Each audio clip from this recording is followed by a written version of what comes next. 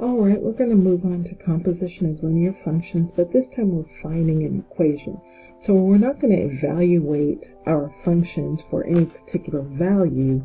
We're just seeing if I take one function and I put another function inside of it, what does that equation look like? So I've got d of x is 3x, c of x is x plus 5, and I'm asked to compose this in the following manner. C of d of x, meaning d is going to go inside of c. So if I say c of 3x, where I see x right here, I'm going to put 3x in its place. So that would give me 3x plus 5.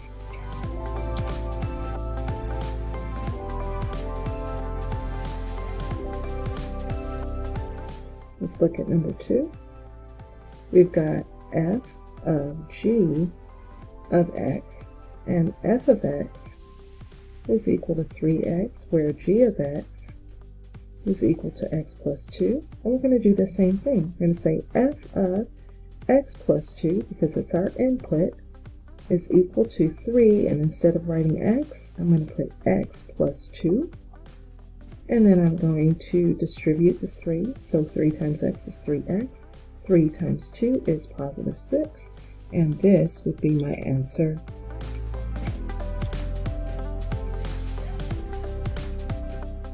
Number 3, we've got a of b of r.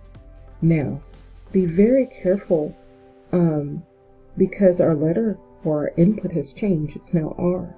So we have to be careful of that. When we see these x's, they're going to become r's because that is what we are, in a sense, evaluating the function for, although it's not a number. So you can do this one of two ways. We could just compose the function and then put the rn at the end, or we can put the rn first and then compose last. I'll show you both ways. So I've got a of 5x plus 5, because I'm putting b inside of a, is equal to 3 times 5x plus 5, because I replaced the x with an input from b. And that gives me 15x plus 5.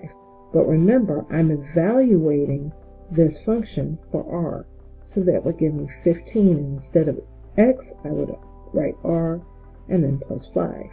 The other way is to go ahead and evaluate this function b for r first. So we'd say b of r is equal to 5, where I see x instead, I'm going to put r plus 5. And then go ahead and take your new input or take your output, and it becomes the input for the other function. So a of x is equal to, where I see x, I'm going to put 5r plus 5. And that gives me 15r plus 15. Oh, I caught a mistake there. This was 15x plus 15, which gives me 15r plus 15. Sometimes it's good to do things more than one way, and you catch yourself, because that would have been really wrong. Okay, let's look at number 4. We've got f of g of z. So f of x is equal to 6x, g of x is equal to 3x, and let's just go ahead and evaluate g of x. So we're going to evaluate that for g of z. So instead of putting x, I'm going to put z instead.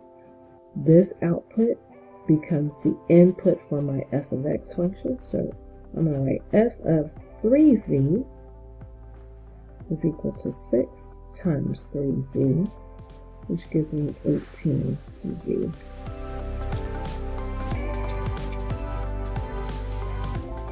Alright, let's see if we can fit number 5 a little bit lower.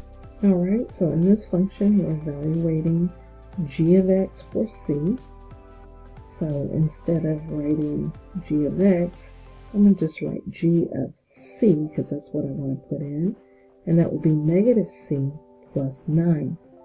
Then I'm going to take my output from this function and make it my input for f of x, which becomes f of negative c plus 9, which gives me negative 3 multiplied by negative c plus 9 minus 7.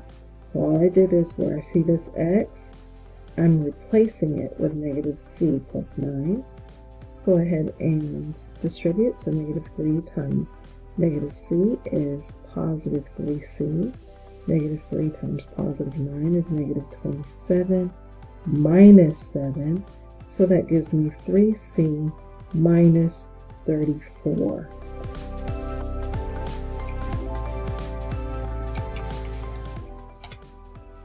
Alright, we'll move on. On this one, we've got c of d of x. And we compose the input from d of x. We're going to put it inside of the c of x function. So we're going to say c of negative 6x minus 10. And we're going to say, okay, where I see x, I'm going to put this expression instead. So 3 times negative 6x minus 10 plus 5. Let's go ahead and evaluate this in a way. So we're going to use distributive property. 3 times negative 6x is negative 18x. 3 times negative 10 is negative 30 plus 5. So this would give me negative 18x. Negative 30 plus 5 is negative 25. This negative 30 is bigger. So let's go ahead and see if it works.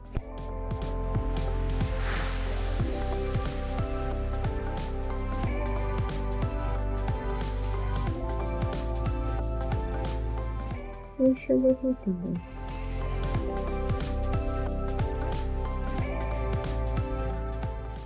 I knew exactly what happened. I made a mistake. The original function was 3x minus 5, and I wrote 3x plus 5. Try not to do that again. So,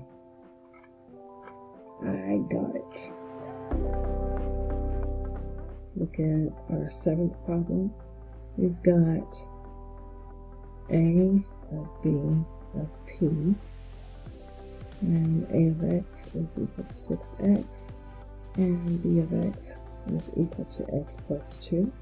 Well, we know we're going to evaluate b of x from b of p, so let's just do that. Where I see x, I'm going to put p instead.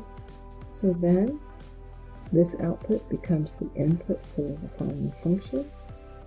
A of p plus 2 is equal to 6. Where I saw x, I'm going to put p plus 2. Distribute. 6 times p is 6p. 6 times positive 2 is positive 12. I'm just going to check and make sure I wrote it correctly. And I believe I'm right.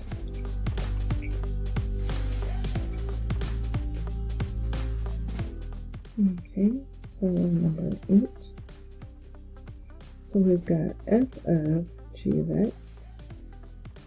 And f of x is equal to 6x minus 2. G of x is equal to 2x minus 8. And this time we don't have to evaluate from any of the letters, so we're just going to take our function here and make it the input for the f of x.